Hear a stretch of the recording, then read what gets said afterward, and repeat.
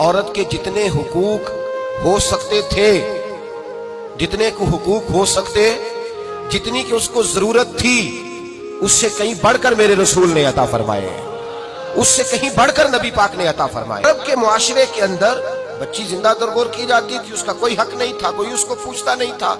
मेरे नबी करीम अलैहिस्सलातु सलाम ने रंग ही बदल दिया, आते रंग ही बदल दिया, अंदाज ही बदल दिया।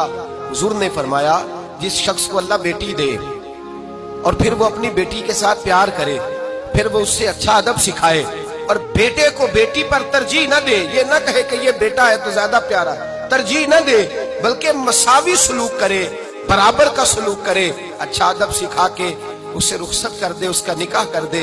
इतनी बड़ी शान बयान की। हुजूर ने फरमाया जिस तरह मेरी दो उंगलियां जुड़ी हुई हैं, इस तरह मेरे साथ जुड़ के जन्नत में दाखिल हो जाएगा। इतना बड़ा मकाम हुजूर ने अता फरमाया, इतना बड़ा मकाम अता फरमाया। हजरत आयशा सिद्दीका रज़ी अल्लाह तआला अन्हा फरमाती है, मेरे पास एक औरत आई तो मैंने उसे, उसके साथ दो बेटियां थी उसकी, मेरे पास 3 खजूरें थी, मैंने उस बीबी को दे दी। 2 बेटियां थी। उस औरत ने क्या किया, मैं देख रही थी, माँ थी ना और बेटियों की माँ थी। उसने पहले एक एक खजूर दोनों बेटियों के मुंह में डाली और फिर जो खजूर उसके पास बच गई, मेरा ख्याल था ये खाएगी, लेकिन उस माँ ने उस खजूर के 2 टुकड़े किए और वो भी अपनी बेटियों के मुंह में डाले।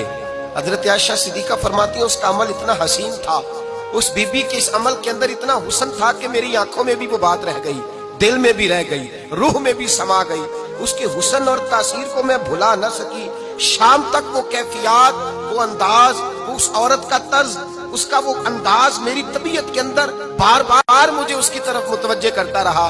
शाम को महबूब तशरीफ लाए, नबी करीम सल्लल्लाहु अलैहि वसल्लम शाम को जब तशरीफ लाए तो हबीब पाक अलैहिस्सलाम को मैंने बतलाया, मैंने कहा हुजूर बीबी आई थी, उसका चेहरा बता रहा था कि भूखी है, लग रहा था कई दिनों से खाना नहीं खाया। 3 खजूरें थी ही मेरे पास 3, 2 बेटियों को दे दी, वो खा सकती थी, लेकिन या रसूल अल्लाह सल्लल्लाहु अलैहि वसल्लम उसने खाई नहीं, वो भी खजूर 2 टुकड़े करके बेटियों में बांट दी है।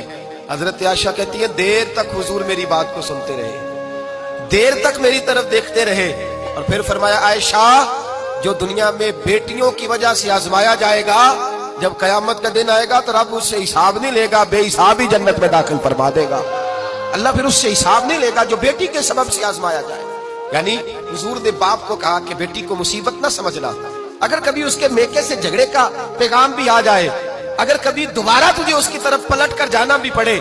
मेरे नबी पाक सल्लल्लाहु अलैहि वसल्लम से किसी सहाबी ने कहा था या रसूल अल्लाह बेहतरीन सदका कौन सा है, हुजूर बेहतरीन सदका कौन सा है, वो मेरा माल जो अल्लाह के रास्ते में खैरात करूं तो रब मुझे ज्यादा अजर अता करे, वो कौन सा है। तो मेरे नबी पाक ने फरमाया अगर तेरी बेटी वापस लौट आई, तलाक की वजह से या बेवा होकर वापस आ गई और तुझे उस लौटने वाली बेटी पर कुछ खर्च करना पड़ा, तो तेरे रसूल का वादा यह है कि अल्लाह तुझे उस रुपए पर सबसे ज्यादा अजर अता फरमाएगा।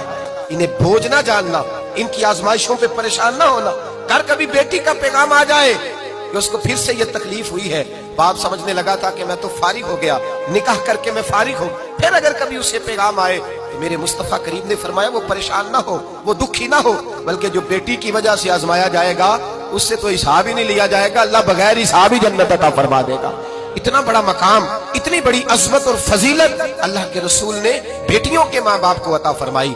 बेटियों के माँ बाप इस चीज को समझें कि वो तो एजाज हासिल कर रहे हैं, उनको तो अल्लाह तबारक व तआला ने फजीलत दी है बेटी देकर, उनके लिए तो खुदा ने रहमत का सामान किया है। आज भी, हाँ आज भी इस दौरे जदीद में, इस दौरे शऊर में आज भी ऐसा होता है कि जो मिठाइयां बेटों के पैदा होने पे बंटती हैं वो बेटियों के पैदा होने पे तकसीम नहीं होती। आज भी हमारे जमाने में भी जो रंग माँ बाप का बेटे की विलादत पर होता है वो बेटी की विलादत पे नहीं होता। और खुदा के बंदे, बेटा तो नेमत होता है, नेमत का हिसाब लिया जाएगा, और बेटी तो रहमत होती है। जब बेटी पैदा होती है तो समझ ले खुदा ने तेरी खताएं बख्श दी है, तेरे लिए रिज्क के दरवाजे भी खोल दिए हैं, रहमत के दरवाजे भी खोल दिए हैं। उसने तो तेरे ऊपर फजल किया है। यहाँ तो तुझे ज्यादा मिठाई बांटनी चाहिए, यहाँ तो तुझे